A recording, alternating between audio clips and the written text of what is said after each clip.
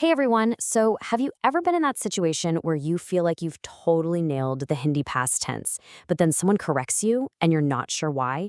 It happens, right? Well, there's a fascinating and crucial rule that's often the culprit, and today we are going to master it together. Okay, so you probably have the basics down pretty solid. But here's where things get really interesting.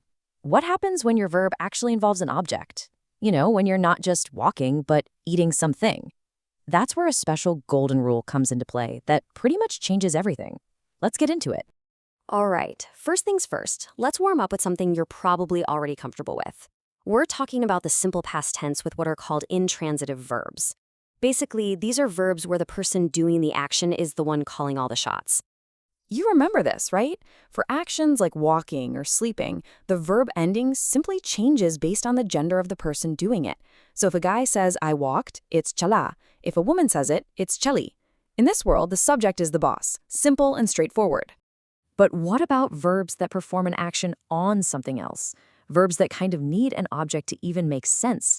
Well, this is where the plot thickens and honestly where Hindi grammar gets really, really cool. Right, so a transitive verb is something like eat, read, or take. Think about it. You can't just say, I ate. The immediate question from anyone listening is going to be, ate what? An apple, dinner? I read what? A book. That what introduces an object. And believe me, in the Hindi past tense, that object is about to become a very, very big deal. This is the exact moment where Hindi grammar just decides to throw a massive curveball. The logic we just went over? Yeah, it gets flipped completely on its head in a really fascinating way. So the crucial piece of the puzzle is this tiny but incredibly powerful little word, ne. That's just ne, ne. It comes right after the subject, and it signals a complete shift in power for the rest of the sentence. Here's how this new structure works. First, you pop ne right after the subject. This little particle basically tells the sentence, hey subject, take a back seat. And then the object steps into the spotlight and starts dictating how the verb is going to end. It's a total role reversal. Okay, theory is one thing, but seeing is believing, right? Let's make this crystal clear and look at some examples to see how this N rule actually plays out. This will make it all click. Check this out. It doesn't matter if the person speaking is a man or a woman. In that first sentence, the object the mango, is masculine, so the verb is kaya. But in the second one, the object kitab, the book, is feminine, so the verb becomes pari. The speaker's gender is completely irrelevant here. It's all about the object. And to really hammer this point home, let's bring in two people, Ram and Shilpa, and see what happens. Okay, look at this. Ram is male, Shilpa is female. But when they both eat a samosa, the verb is exactly the same, kaya. Why?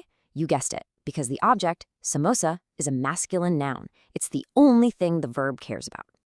All right, you've seen the rule, you've seen the examples. Now it's time for you to try it out. Let's put this into practice and say a few of these out loud. First one up, I'll say it, then you say it. Maine kitab padhi.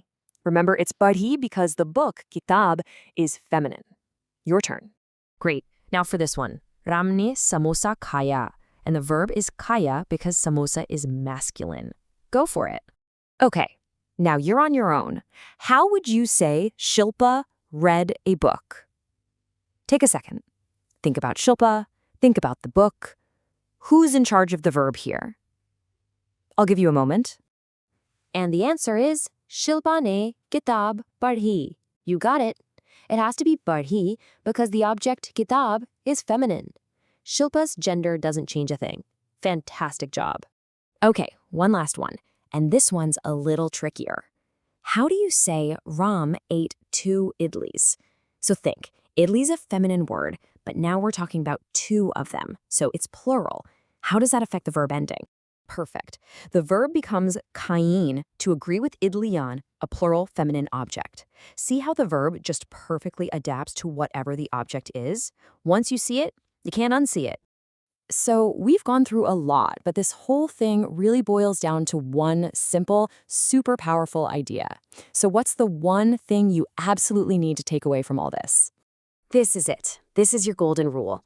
If you just burn this one phrase into your memory, you will master this concept. Whenever you have a past tense sentence with an object, just remember, the object is the boss.